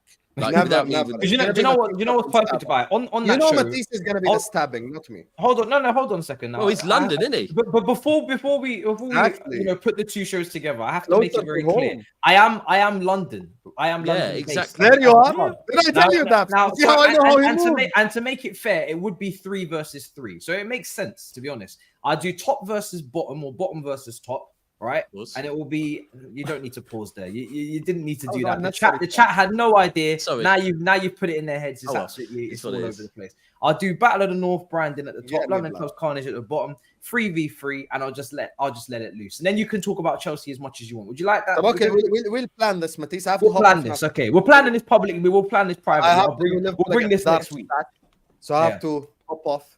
Love. All right. Well, Habibis. we're gonna wrap up soon anyway. But I'll let you go. Precious, Who you know what I'm playing? saying? Who you playing? Is that like Playing Oi, some other? and- Liverpool will be playing the most random teams this preseason. I ain't gonna lie. I thought that was the Brighton. I thought that was the Brighton Yeah. badge. I was like, But you know what No, happens? no, bro. Oi, can I Dark just say Stack, quick? 19. This is Klopp Yes. slander. Liverpool. Some might say that last season they were bad because they were burnt out, right? Because they played so many games the season before. But Mr. Jurgen Klopp thinks it's good that every preseason you go and play like 10 friendlies. Yeah. Is that good man management? This time we actually played only 5. That would be a valid point last year. Well, Big five, up. still 2 more You than guys us. Right. I'll see you in a bit, brother. Big up. bless up Hassam. You know what? That idea does slap, and it would save me a lot of stress as well. So I Just think do it, just one off, man. Just like a we'll- one off every now Yeah, and then. we're gonna do it Once next a month week or and see how something. it goes. Yeah, we'll see how it goes next week. Oh, it's gonna be Um, carnage, 100%.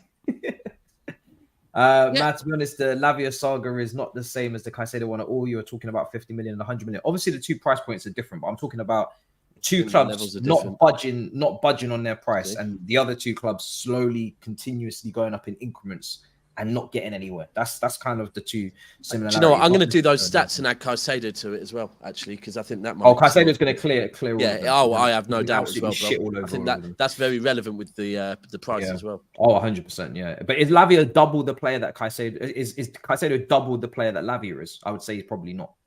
My whole thing is, I think Lavia's a good player. My actual point is that I just don't think Lavia by himself is the right fit for what Liverpool would need right now. I think if they get Lavia and Tyler Adams together, I think that would. And come on, the mad thing is, we're talking about big Liverpool, and this is on FSG.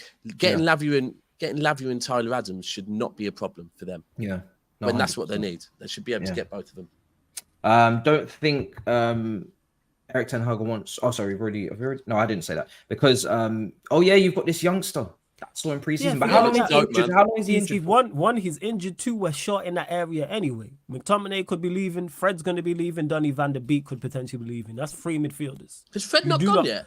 No, they're saying this week. They're saying this week he's going to be leaving. So that's 3 midfield spots, and we're already light in that area. There's Casemiro, there's Mount, there's Bruno, there's Eriksen. We have 4 central midfielders. So even if you add in an Amrabat, that's only 5. If you want 2 for every spot, that's a 6.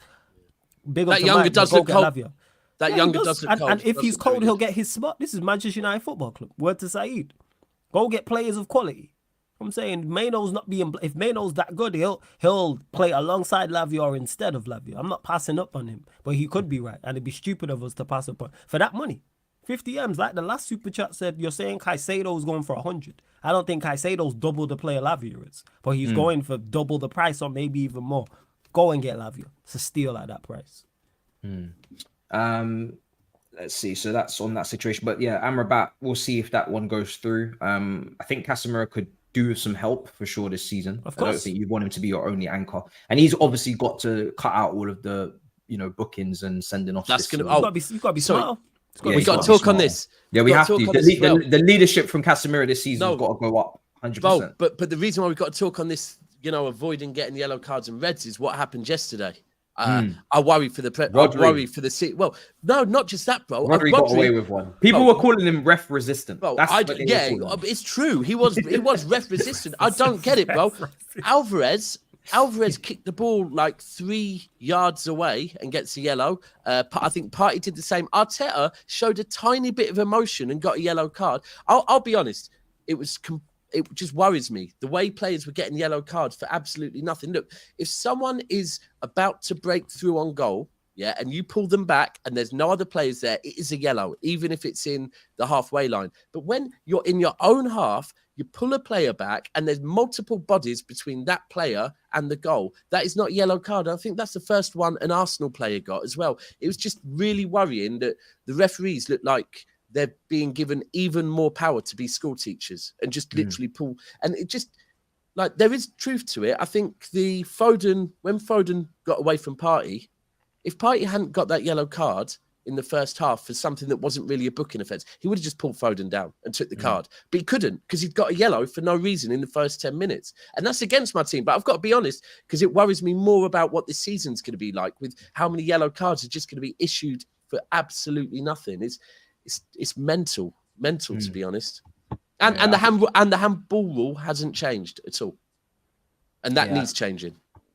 Oh yeah. Well, also that I don't know what you guys made of the added on time as well. There was a lot added on time in that game. How much added on time was it? It was about 10, 11 minutes. I think they said 11, but it ended up around about 13 or something like that. But that was valid because of the injury. I was quite surprised with the added on time before the injury actually took place. But they're obviously counting all the time the ball's out and it goals and etc. But yeah, big up Flawless. Do you think Onana is flawless as you? Flawless.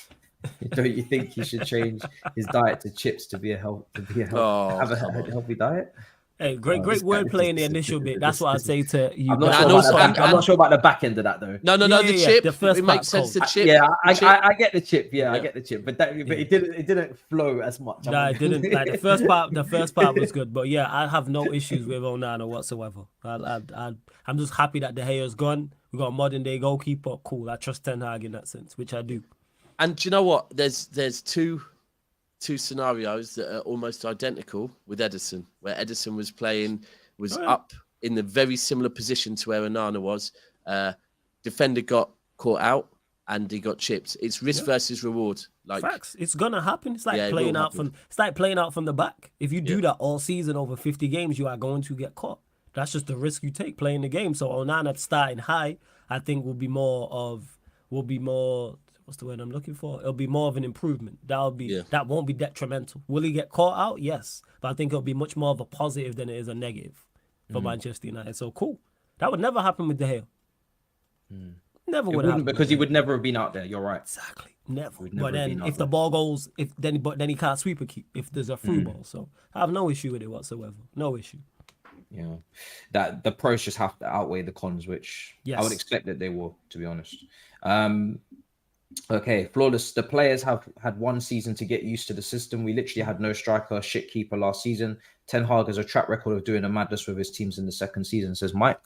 Don't doubt you for a second, Mike, in regards to Ten Hag. My issue isn't with Ten Hag whatsoever, even though I don't like the Mount signing. I still look at the team and I've already said this, next season is the season I'm looking at where it's, all right, challenge to win. I'm not into this being a bridesmaid just for the sake, let's fight for second. That's no achievement. If we can't challenge, but at least you're at the wedding. At least you're at the wedding. I don't care about being at the wedding. You know what I'm saying? Can we win? You want to be the flower girl? No, I want to win.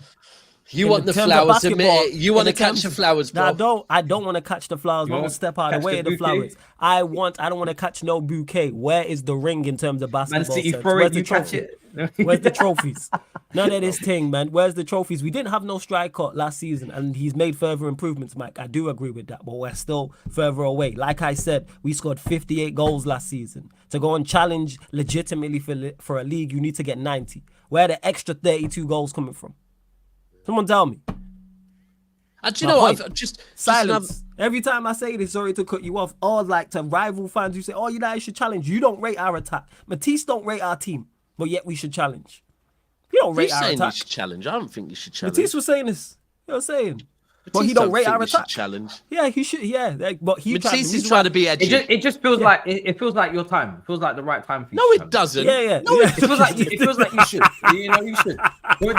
The reason why I'm peddling, and you know why I'm destroying you on this is because it's people 10 years, and I'm just like, come on. So he's been 10 years. It's giddy up. You know what I'm saying? Wait. Why is Ten Hag being saddled with the past 10 years when he has nothing to do with it? He doesn't. So exactly. So let's not say it's been 10 years then, because it's not been 10 years. It's been 1 year for him. He's had one season where he's getting his whole team, and I do rate Ten Hag. I rate Ten Hag as well. That's part of me why I can why I can say that I think you might overperform. If I didn't rate your manager now, I would never. 100%. I do think your manager has the capabilities to get more out of the players than you think you can get out. Like if we're going off player for player, you probably will look at a lot of them and say it's too much to ask. But from a manager like Ten Hag, who's got something out of Wan-Bissaka, taken Rashford back to his level, has got things out of Bruno Fernandes, made him captain. I'm just looking at everything as a collective and saying, if he's in his first season got so much out of players that a lot of people are writing off and ready to sell, the team is more in his image. The team is going to play maybe more in his style, and he's added to it again. It wouldn't surprise me if a lot of the players that a lot of people don't feel like can do what we're asking show that they just do it because he's the one telling them to get it done. Do you know what I mean? I think it'll be in more of an improvement from last season. You mentioned it there, what he improved on. Our whole backbone was defense. Defensively, take Rashford out of it. None of our players from last season score above a 5 out of 10 when you rate them on their season. Take Rashford out of it. Garnacho you're throwing as well. He was brand new. But take Rashford out of it. All of our better players were defensive. Either in the defensive third or the middle third. Whether that's Casemiro, Eriksen, Wan-Bissaka, who you mentioned most improved. Varane, Martinez goes without saying. Luke Shaw as a centre-back, etc. Malacia was decent. None of our attackers did anything. We scored 58 league goals, as I keep reiterating. Rashford got 18 of them. You take 18 goals away from us. You know who we are? Chelsea. In terms of attack. Shit. We scored 20. Let me clear this up. We scored 20 more goals than you. Rashford got 18 of them. Their defense was better than yours, though. It puts it into perspective of where we're at. Again, people, I don't know what it is. I know exactly what it is. Because people haven't seen Manchester United play for a long time. New season. It's that new car smell. We've signed some new players. That optimism is about. And I've seen it happens during international breaks as well. All right, you're going to get a realization. And this is why people get mad about preseason games as well. Again, people, I'm just here to say, I'm just giving my opinion. This team is not at the level some Manchester United fans think it is yet. It's not. It has to get there, though. You know what I'm saying? It's on Ten Hag more so, like I said, the season after. But this season, no, it's like, all right, you've had a second season here. Rectify any mistakes in terms of signings you've made, because not every signing's going to hit. And then it's more of your team. And then it's like, all right, next season, I'm saying challenge. Without doubt. You have to. Okay. Can I just say one last thing on City as well? I don't know if you noticed or not, but Walker's starting, right? So I believe Walker's probably going to be our club captain for the season. Okay. Well, look, I my heart is telling me that it should be Ruben Diaz. Yeah, I was about to say. as a But suggestion. the fact that Walker spoke before the Champions League final, the fact he's been our captain all pre-season, the fact he was out with Pep on Friday night for a big 2-hour meal discussing his future, and then he's captain Community Shield. The only bit that surprised me is when De Bruyne came on, De Bruyne got given the armband. Now, I hope to God that isn't a sign. I do not want De Bruyne as our club captain, being real. I don't want that. But the main thing I was going to say is Walker started yesterday. Now, if everyone's been saying about us losing Walker and what that might mean for City, I agree with them as a leader. But our business end of the season, when we were at our best, Walker wasn't playing, right? It was 4 centre-backs. He came in to play against Vinicius and had 2 great games against Vinicius in a cup final against Marcus Rashford, right? Pace. Yeah. Yesterday, there was no need for that. So, well, actually, against Martinelli, it looked good. But Stones did not invert as well, right, from where he was. And I don't think the defence looked as good. So the one thing I would also remind everyone is when Vardiol comes in, I don't think Walker will be starting too much. So I think we're going to see, I think yesterday you probably saw City at their defensively weakest that you'll see. And once Vardiol lands and him and Ruben Diaz in the partnership, Stones on the right and maybe Ake or Akanji on the left, I think you'll see a lot stronger City defensively as well. So, but I think we were still tinkering a little bit yesterday. So it's an interesting one. I think with the captaincy, obviously, as long as Walker's like happy to stay, then mentality wise, you ain't got a problem. But it was just a bit weird how he could have gone to Bayern and then suddenly now he's the captain. If the dressing room would be, you know what I mean, like receptive to that kind of decision.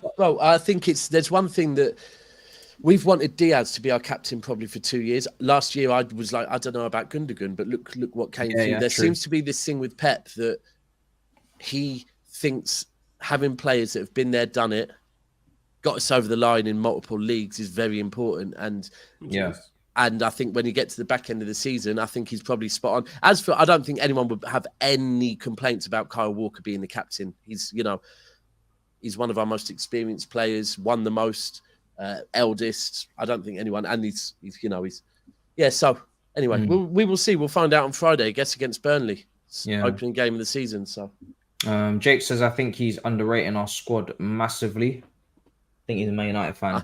I think you're overrating your squad massively. So if I'm underrating it and I'm saying I think we finished third, what are we doing?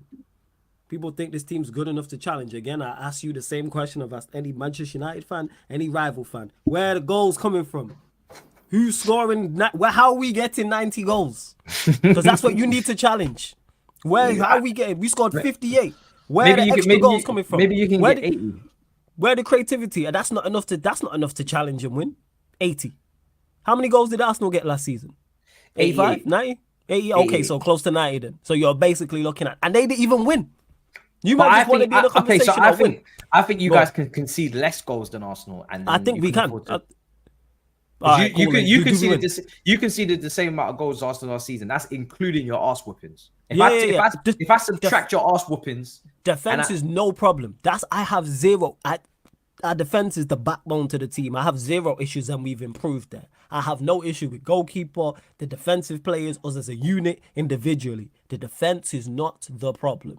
My biggest issue is the attack. Outside, who's even creating? Who's creating? Somebody tell me that. I hear you. What's with all this adult subscription OnlyFans sponsorship? What's going on? What's going on? What's going on? All I'm saying is Astrid sponsoring us next season? Like, what's going on? God. Oh, she dropped the big bag on Matisse's channel, yeah? Alright, salute to you. No, hey, not on my channel. No. What, are you co-signing that? We're talking about Chelsea's kit. That doesn't. Before I look for a sponsor, I need my club to get a sponsor first. Do you know what I'm saying? Like, I was going to say, what's going on with that actually? I've absolutely no idea. If you have OnlyFans, Astrid's gone clear. Listen. Ellie Brooke is a Man City fan, or is she not? Bro, listen, she's a Brooke that I'd love to go and visit as well. I'm not going to lie. So. Okay, first. Hey, out of context, sarcasm, City TV, your time. Listen, I'm a single man. Yeah, and I'll be real with you. Like, I you now just know. take the will. Listen, yesterday, I can confirm to you there's a perfect way to get over a loss to Arsenal because You're going. Hey, Yeah, shoot. yeah, yeah. Yeah, man. Hey, do your thing. You're no, single, no, man. no. I wasn't even mocking. I'm like, shoot your shot. That's why I said out Bro, of context. if anyone's sarcasm trying to City. tell me, Yeah, man. and if anyone is trying to tell me, what's her name? Summit Brooks. Is it? I don't know if she's actually a City fan or not, to be fair. But if anyone's trying to, no, it wasn't X videos. It was real life. If anyone's trying to tell me that Brooks is not, bro, she's all right. Are you trying to tell me she's not all right? I'm laughing at the comment that you used. I'm laughing at the comment you just said. But carry on, man. Right, I wish I'd put this that up on Brooke, screen unless and I mean, I know maybe you two are taken, you can't say, but she's not even my favorite ingredient, but she's still a solid. You'll still cook. You'll still cook. She's a seven. She's not one of the ingredients that you would tend to go for, but you'll still cook. You know what I mean? you'll still cook. It's like is it like a rosemary where you use it when I'd needed? say I prefer a lamb curry. Speak in spices, please. I'm going to speak. I prefer a lamb curry, but if one of my Asian friends comes to me and says like, I've got a kidney bean or an egg curry, like it's not my favorite ingredient in a curry, but do you know what? The flavor's still good, so I'll still go with it. I hear that. I understand you completely. Sometimes it's good to eat out. Pause.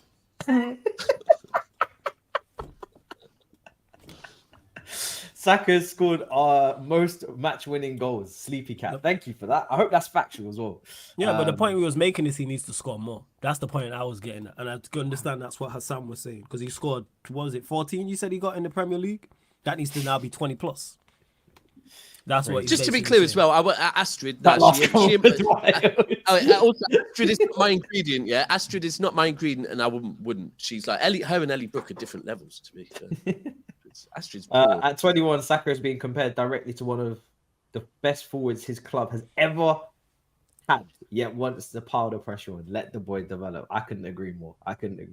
Who's the best strike? Who's he being compared I'm talking about for Liverpool, Salah, which is what. Oh, see, yeah, that's unfair. Yeah, that's just that's it's unfair. wildly unfair. Salah was doing nothing like what Saka's doing at that age. Let's but we have to be real on the Saka thing. Saka's cold, man. Yeah, actually, that's a real quick talking point. Do you feel that maybe Arteta kept Saka on for a bit long yesterday? He just doesn't have another option. Who's he going to put in for that position? It's just I feel for Saka, man. Havertz. Havertz. No. Havertz. I think that might be one of the things, though. Havertz can't play out there, man. Havertz can't be playing. Havertz can't play up top and he can't play in midfield either. What's the difference? It's all right up top yesterday, man. That's none of my business. None of my problem. You love saying that, innit? Him and Mount, not my problem. Not my problem. It's beautiful. I'm not gonna lie to you. Winter Surfer says you guys are Mean Street. Hey, one thing about the Mean Street Posse is their intro music was cold. You know what I'm saying? I don't even know that. Attitude Era. Yeah, Mean Street Posse is a wrestling. It was a group in wrestling. That's where it is. Back in the Attitude Era. Yeah. Is this old school? Yeah, Attitude Era. Yeah. Okay. I've never heard of this group. Yeah, the Mean Street Posse. Yeah. That's when man used to watch wrestling when I was a kid. Our rivals didn't think we would do well last season either. We will challenge, might not win, but it will be close as Mike. Okay. I'm not fussed then. If we can't win it, what's the point? You know what I'm saying? Define close. Participation Yeah. award. Flawless, you keep on asking where your goals is coming from. It's up to Ten Hag to improve your attack and make them score. If they can't do that, he has failed as a manager. To be fair, with the money spent and the talent that you have up there, you should be scoring. You should be aiming to score minimum 80 goals. You spend 100 million on Anthony. I know he didn't spend 100 million on Sancho, but I don't believe that Sancho's kind of ability and level and height for where he was at Dortmund should just suddenly evaporate into absolutely nothing. So I think it's right to have expectations from him 100%. You're looking at Rashford. You're looking at money spent on Mount. You got Bruno Fernandes, who always pops up with goals and assists, and then you got a striker up there as well in Hairline, who potentially should be minimum aiming for 15 goals with the money again put on him. Didn't have to pay for it, decided to. So for me personally, the goals where they're coming from should be very obvious. It shouldn't. No. This is where I dispel that in regards to if improve your attack. Yes, in terms of the players he signed. So Hairline is on him. Yes. Anthony is on him. Also, yes. Mount is also on him. Anthony, we're all 50-50 on. Well, most rivals and people. I think Bruno's on him. He gave Bruno the armband. He better. No. But in terms of goals, Bruno, I think, got 8 and 2 or 3 of those. I think he got 5 or 6 non-penalty goals. And the reason why it's not him as failed as a manager because we don't rate these players, people. Let's cut the shit before you go. Let me go. No, he has, and that's also on him. But the point I'm making is, most Manchester United fans, vast majority of rival fans, do not rate our attack. So how are we expecting goals from them? Like I said, Højlund. Wait, before you go, that Højlund, I agree with. No. Højlund. This is what I'm getting to. Højlund, I agree with 110%. Anthony, I agree with 110%. Mount also, I agree with. Got the most out of Rashford. That is 4. The rest of the attack. And also creativity, which Adam is convenient. Wait, before you go, has conveniently missed in this. That is not on him because these are not his players. So in terms of, he can make them score, not if they're not good enough. If Sancho was elsewhere, he's not signing him. If Bruno is elsewhere, I don't think he's signing him. The same for the rest of the attackers he has as well. Your Martials, etc., etc. What are we talking about here? So no, it's not solely on Ten Hag. So on Football Terrace on Saturday, Mr. Terence said that Bruno is a phenom, right? Yeah. So, are you seeing him as a phenom? That's my question. Are you seeing him as a phenom? Phenomenal, that means, by the way. No, he's not phenomenal. Matisse, he's not. Heck no. And I reserve that word for special players. Phenom, you know. And he then said, look how good he's doing in an average Man United team. When we start cooking in the next year or so, imagine what the ceiling is for Bruno. Cool. And you know what the crazy part is when we fail? When we inevitably did he say phenom or you he said no. He said phenom. So we went. Me and Cass was like, "What the hell?" Went on Never Foul, called him out, and then someone went run into him and said we were calling him out, and me and him had a little chat, and he was like. Yeah, because me and Terry have had debates on his show about that. And here's the thing is, when we inevitably fall short and don't win the league and don't win the Champions League, it won't be Bruno's fault. It's everybody else's. That's how it is. If he's world class, if he's a phenom, if he's that good, let's hold him to those levels. The reason why I'm not super critical of Bruno because I know the levels he's at. He hasn't had one game in the Premier League away from home against a big side where he's turned up. Hasn't had one. Never changed anything. Even in his most successful season here, he was at best number 4. Martinez was better, Casemiro was better, Rashford was better. Mm-hmm. He was number 4. Personally, I think Varane was better, so that's 5. What are we talking about? You was number 5 on the list, world class, and you're number 5 on the list. You Ant-Man. What are we talking about? Splinter. You know what I'm saying? What are we talking? You ain't one of the main guys. You're not Captain America. You're not Thor. You're not Iron Man. Let's not do this.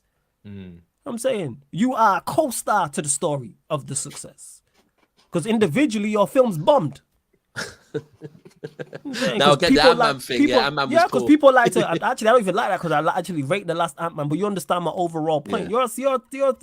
You're a co-star to the situation. People like to get on Pogba. Pogba had a worse team and was more successful than you. What are we talking about? I agree with this comment.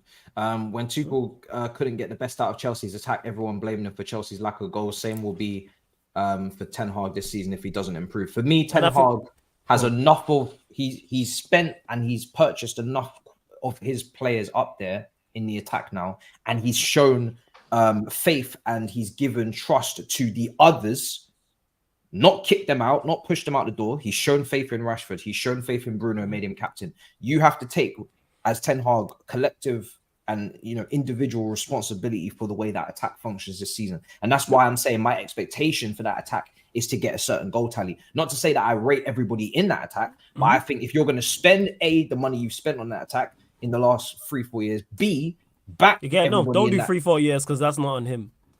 It's not on him. He spent 90 on Anthony. He spent 60 on Mount, and he spent 65 on Højlund. So that's what just under 200. I said, it's unfair, but I did say it is fair. It's not so he's not blameless. But my thing is when I look at that attack, he's going to get things wrong.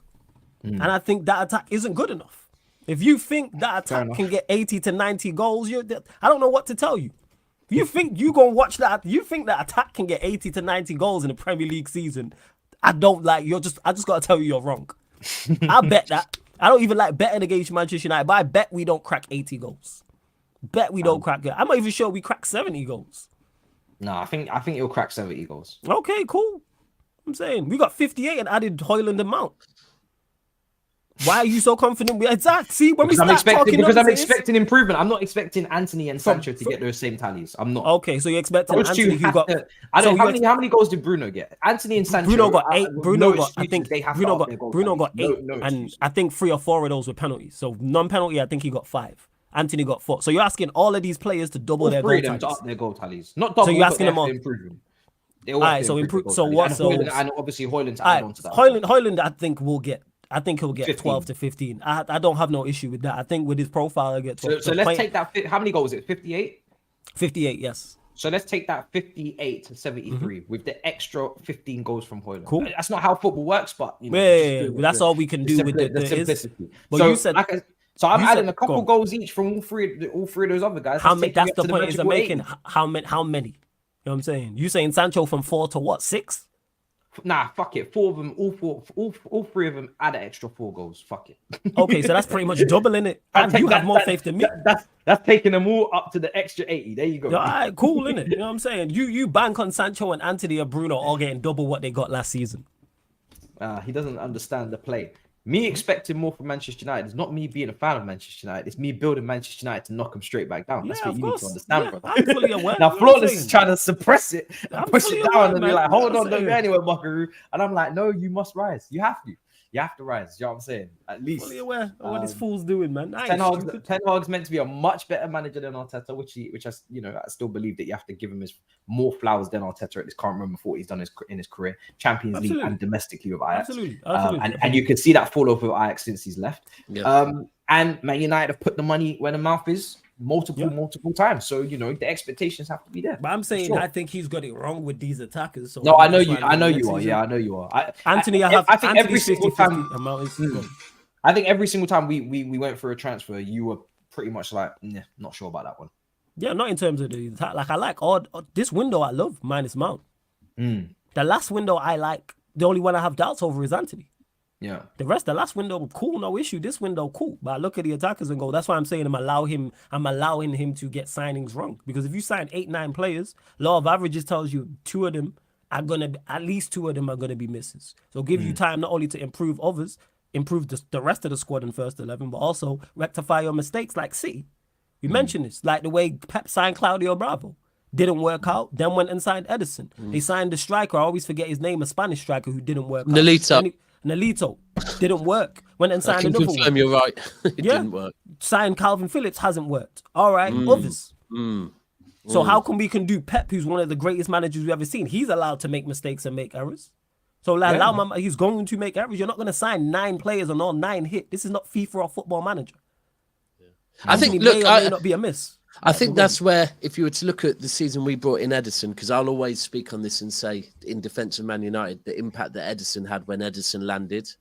But we also got Kyle Walker that summer. I think we got Bernardo Silva that summer. We got Mendy that summer, I think it was as well, who was a left back. Yeah. I'm intrigued to see if maybe Onana, it's going to take your team a little while to We'll see.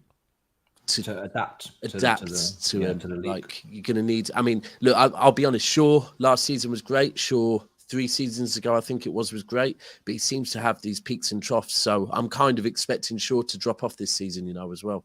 Which you can't. If he plays left back, yes. If he plays as a centre back, Oh, he plays left centre back. No, he was actually good left last He was season. good. He was very good. exceptional. Yeah. He was exceptional. I he can't was very believe my good. eyes. I was like, I'm actually quite surprised that Manchester United haven't moved him there permanently and gone and got another left back. because we don't That can do more things, going forward. because we don't do things that make sense. That's why. And then you have the cheek to sit there and go, why can't you challenge? You should be able to challenge. Idiot guy, man. What left backs Stupid out guy. there? What do you think? Go find one. Same way we went and found Martinez. No one weren't talking about Martinez, and everyone knows we needed a centre back. Now he's one of the best centre backs in the league. Go find a left back. Also, Neymar available today for transfer. Before we wrap up, anybody taking him here? 100%. On a loan deal, yes. 100%. It's Neymar, yes. No Daps. You don't want to see the Brazilian Neymar playing in the half spaces for City. Left wing competition. Oh, sorry, I've just been sent a mental video by one of my City mates waking me up the day before the Champions League final at 6 a.m. He must have saved that. He's going to. I know he's going to post it somewhere. So, in fact, he just sent me. But nah, Neymar, I don't. Nah, man, not for me. And nah, he's not for Pep neither, is he? Let's be clear. No, he's not. No, he's really not. Yeah, and then Mbappe, the story continues. All right, let's wrap up. Flawless, let the people know where to find you, bro. It's been a pleasure. Hey, man, big up for having me, as always, man. Always looking forward to the season. At Sarcasm City TV on YouTube and Twitch, people. Make sure we're live every day. So make sure you subscribe to the YouTube channel, Sarcasm City TV. Follow the Twitch as well. Plenty of content plenty of content on a daily basis, people, and with the season starting even more. So you're gonna get to watch along, of course, cover Manchester United, the rest of the big six as well. So make sure you check it out. And that's me flawless on Twitter and Instagram as well. And Matisse, big up for having me. Love to Daps every time as well. Pleasure as always. Pleasure as always. Daps, let the people know where to find you, bro. Yeah, most importantly, as always, Never a Foul YouTube channel, generic channel. We go live pretty much 2 and 10 most days. Transfer news at 2. And that will be being replaced soon with